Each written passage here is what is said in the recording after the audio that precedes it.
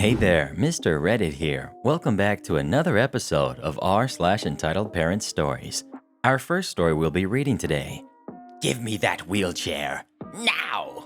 After that, stop taking the medication that helps prevent seizures in front of my kid. After that, entitled woman kicks me out of her neighborhood. And after that, self-important entitled parent I saw at Walmart. If you cannot stand entitled people, please let me know by smashing that like button. And if you're new, please subscribe and turn on notifications for new stories from Reddit every single day. Give me that wheelchair. Now! A little background on me, so you understand the serious situation this whole thing put me in. About 6 years ago, I wound up with several health conditions that all interacted with one another, creating a domino effect of health problems. During the course of those 6 years, plus this current year, I have been hospitalized for no less than a week at a time, 15 times. Despite getting most of the conditions stabilized, I have a few more hurdles to overcome. Those being 1, a heart condition where my pump capacity is at 35% and requires me to get a pacemaker, plus 1 leaking valve. And due to the low pump and all my hospital stays, I've lost almost all the strength in my legs to where I toddle wobble walk with a cane. But to truly retrain my legs, I need to use a rollator, a stroller with 4 wheels and a seat. Also, my legs are so weak, I don't have the strength for the lift or push of the legs to get me upstairs, and more especially getting off the floor or ground if I fall. Once I'm down, and it takes about 2 to 3 men to help me get upright. So, one day I go to a store to grab some food and medical supplies. Won't say the store's name, but they usually wear Smurf-colored vests. I slowly toddle walk into the store, and that day I am wearing black jeans with holes, bright red suspenders to hold the pants up due to all the weight I've lost, a white short-sleeved dress shirt, and a very bright and loud red, green, and goldish-colored plaid vest.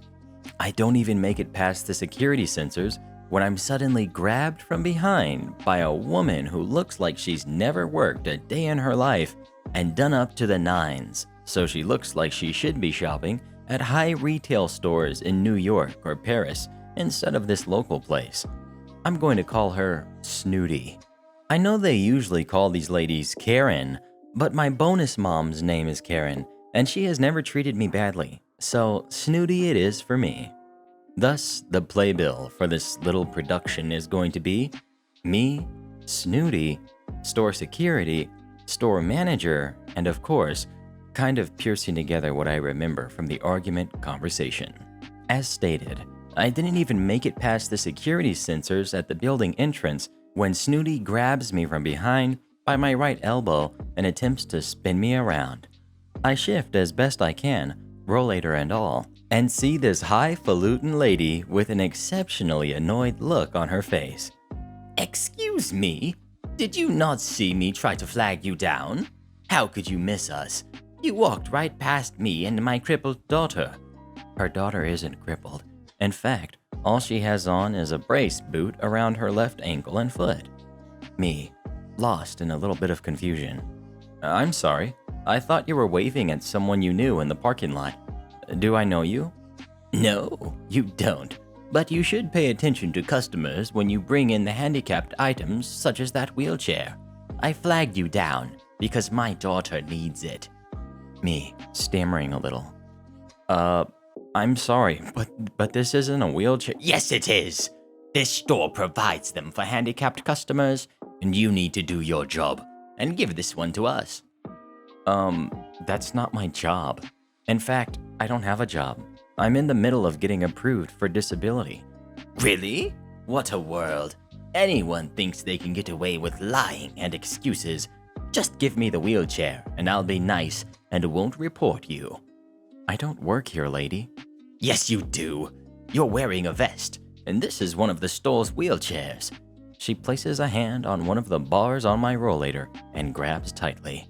No, I do not work here, lady. I am a customer. I'm not wearing the right kind of vest. This item doesn't belong to the store. It's not a wheelchair, it's a rollator. and the store doesn't provide wheelchairs. They provide scooters, which are located behind you. Let go of my walker. Snooty attempts to jerk the rollator from me. I am going to report you for being rude to customers, especially ones who are handicapped. You're not following the ADA laws. That'll get you fired for certain. Me, pulling back on my rollator. Again, I do not work here. This doesn't belong to the store. It belongs to me. It's not a wheelchair, and your daughter isn't handicapped. She has an ankle brace on, probably meaning she just twisted or sprained her ankle. Grab her a scooter if you want, but leave me alone. More lies, more lies. I am taking this wheelchair, and I am going straight to the head manager to have you fired. What happens next is a tug of war, to the best of my ability, between myself and the lady with my rollator. She eventually does something kind of intelligent, and she pushes on one of my poles, which causes me to stumble backward, eventually tripping over my own feet, and kaboom! Down I go to the floor, slamming my head to the floor. I'm in a tremendous amount of pain. The room and my head is spinning.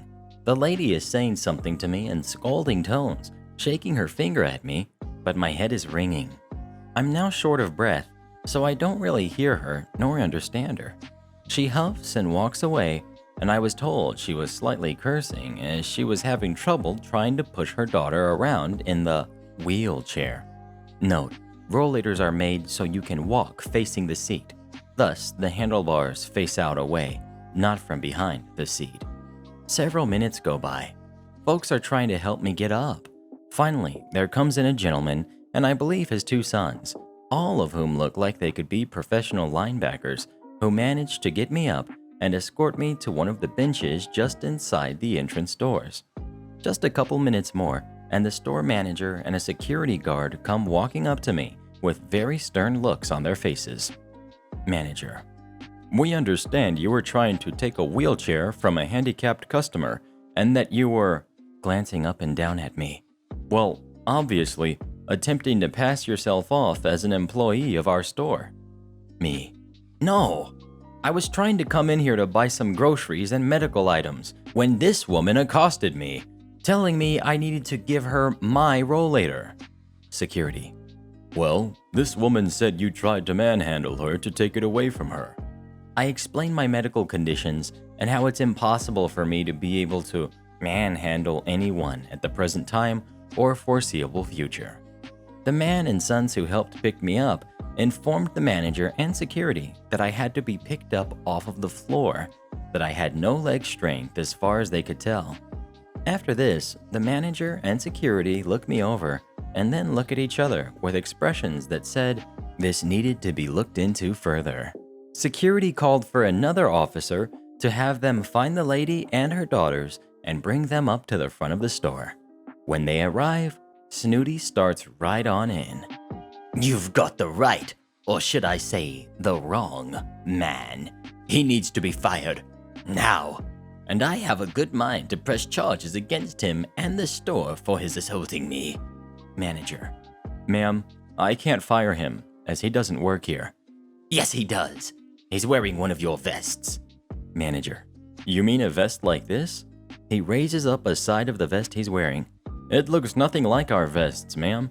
It also doesn't have our name nor our logo on it. Well then, he tried to impersonate an employee so he could attack the disabled. I still wish to press charges. Security: Ma'am, he says this stroller is his. This is not his wheelchair. Me: It's not a wheelchair. If she owned it, she'd know it's not one. Also, if it was hers, why does she have my wallet and prescription list in the basket under the seat? That shows why you're not the owner. There's no basket under the seat. Security politely helps up the daughter out of the rollator and onto a bench seat, walks over and flips the seat up, revealing a little basket which contains my wallet and my newest list of prescriptions to order. Snooty now looks up, wide-eyed and somewhat terrified. Security tells his partner to make sure she doesn't go anywhere. Manager and security proceed up the staircase to the manager and security offices. They are gone for about 20 minutes and then come back. Security informs Snooty that the incident was all caught on camera and proves she's the one who started everything, accosted me, and then walked off with my rollator. She starts screaming and threatening security and the manager with lawsuits and such, but is cut off when an ambulance crew arrives, followed by the local police. The ambulance crew got the gurney prepped for me with the backboard and neck brace. Not that I needed it, but with the fall, they have to make sure I'm extra stable and taken in to see if I have anything wrong with my neck, back, or a concussion. They get me loaded and I'm waiting a few minutes when the police come back from the offices and ask me what I'd like to do. I can be a forgiving guy, usually given my mood and circumstances, but I was still hurting, in utter disbelief of what this lady did, and upset beyond all feeling. I let her have it. I told the officers I wanted to press charges. I'm not sure what all happened to the lady, although I know she didn't help herself out. As I was being rolled out the doors on the gurney, I saw her break away from the police, take a defensive stance, and then she started flailing and smacking at them with her purse and arms, as well as kicking their legs with her pricey name-brand pumps. It didn't take long before they had her on the ground, and the handcuffs becoming the next bit of bling around her wrists, looking oh so plain compared to her bracelets. I didn't have to do anything.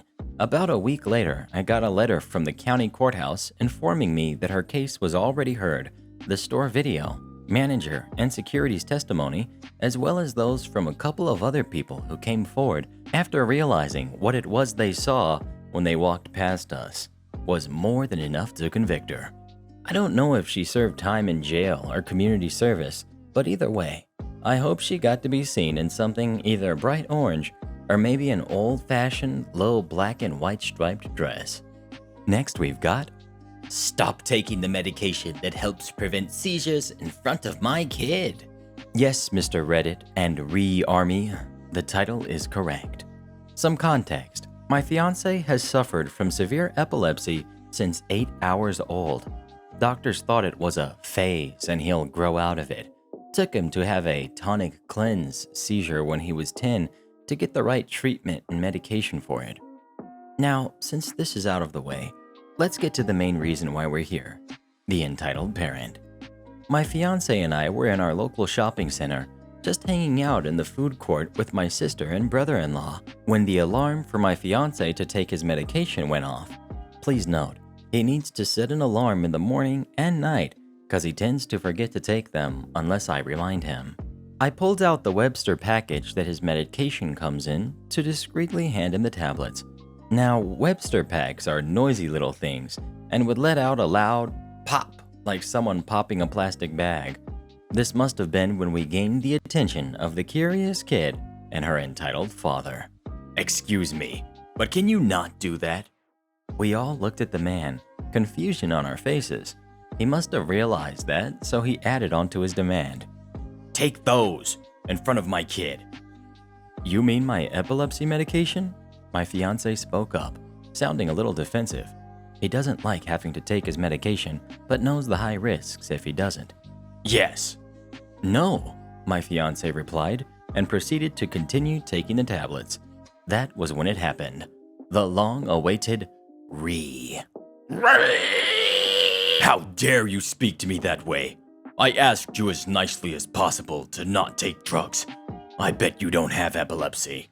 That was when my brother-in-law spoke up, as he witnessed him doing several seizures in the past. "And how dare you judge a person for taking something that can prevent themselves from ending up in the hospital? He does have epilepsy, as we all witnessed him having seizures in the past." "Don't you speak to me, you." He used a slur at that point. "I demand that you stop taking drugs or I'll call the police." We all decided to just leave the food court as high, stressful situations will make my fiancé have a seizure. The entitled father still going off his head at us to the point security was called and he was escorted out with his daughter. "Why should I have to leave? They're the problem of this generation. I should sue for emotional trauma." He still continued to yell at us whilst getting escorted out. After a few minutes, the same security guards returned and apologized for not stepping in sooner, as they had another incident, different entitled parent, earlier, which resulted in the police being called. They asked if we were all okay. After a few minutes of being outside and a cigarette later, we were all ready to continue on with our shopping. Hopefully, we don't see the entitled jerk again, but knowing my luck, we might, considering our town is small. Yay. Note sarcasm. Next we've got, entitled woman kicks me out of her neighborhood. Before I was able to drive, I loved riding my Razor scooter. I also loved maps and exploring all the nooks and crannies of my town's roads. Still do, but by car now. I came across a neighborhood one time a few years ago on my scooter that had a bunch of condominiums. Every time I come to a neighborhood like that, I always look for a sign that says something like private property or do not enter or something like that. I looked and saw no such sign, so I went into the neighborhood. A lot of pedestrians were smiling and waving as I went by them. I smiled and waved back. That's when I kind of got the feeling that I was allowed to at least scooter through. I was approaching a cul-de-sac and I walked past this woman walking her dog. We'll call her Entitled Woman. We exchanged a few words and they went as followed. Do you live here? No, I'm just exploring, seeing what there is to see. You can't do that here. This is private property, so you can only be here if you live here. Oh, I'm sorry, I didn't know. You didn't know? There's a gigantic sign right at the front. How did you not see the sign? I'm sorry, I didn't see it. Well, yeah, because there was no such sign, I wanted to say. At this point, I turn around and start to leave. Don't you dare ride your scooter out of here. Pick it up and walk. I did, and the moment I was out of her sight, I got back on and bolted out of there on my scooter. I briefly looked behind me when I exited the neighborhood. Yep, still no gigantic sign. If I weren't such an innocent person, I would have argued with her that there was no such sign, and after she told me to pick up my scooter instead of ride it, I would have said, no, I'm gonna ride it. What are you gonna do? A few months later, I was talking with a friend who lives in that neighborhood. The topic of her neighborhood came up in conversation. I told her about my experience with Entitled Woman, and my friend just responded with, we actually do allow other people here. Some people think we don't, just because we're a condo complex, but you are allowed in. I said thank you, but in my head I was like, yeah, thanks, but no thanks. I don't need to see Miss Condo Karen again. To this day, I don't enter any condo complex or apartment complex unless I'm invited there by a friend or relative. Next we've got self-important entitled parent I saw at Walmart. Backstory. I used to work at the Walmart in my town on overnight about a year ago I left. My wife and I still have friends who work there. You don't mess with my friends. On to the show. Last night after work, I had to go to the store for some essentials, so I figured I'd stop by to see some people, and I know where everything is. I did some shopping and talked with a bunch of people I knew. As a rule, the cash register shut down at about midnight to reset for the next day. Usually takes roughly 5 minutes. Here's the cast. We've got me. We've got T, the cashier. We've got Felicia, not real name, but Karen is overdone. As I'm standing in line for the cash out, the entitled parent of my tale is in front of me. Side note, I don't know the entitled parent personally, but I do know what she does for work. Cashier makes announcement of the registers closing for the reset. Felicia, you're shutting down? Cashier, only for a few minutes to reset for the next day. Should only be about 5 minutes. Felicia yells, this is unbelievable. How could you do this? I have places to be. Cashier, miss, please stop yelling. It should only be a couple minutes. Me, hey, relax, lady. It's only going to be a few minutes. She turns on me. Stay out of this. It don't concern you. Actually, it does. You're yelling like a jerk at a cashier for something out of her hands. Hey, cashier, are you okay? Shut up, you. Do you have any idea who I am? Me, with the most hamburglar grin I can muster up. Yes, I do. You're a cashier / stalker at the Dollar General up the street from my house. I see you there all the time. Felicia looks 3 shades of red, then shuts up. Cashier trying not to laugh. The register is open now. Felicia pays for her stuff, then power walks out of the store. And shoutouts to our re-generals of the day, Mariah, Rid the Looter, Chissy Spider, and Mikasa. Become tomorrow's re-generals by leaving as many re's as you can in the comments below.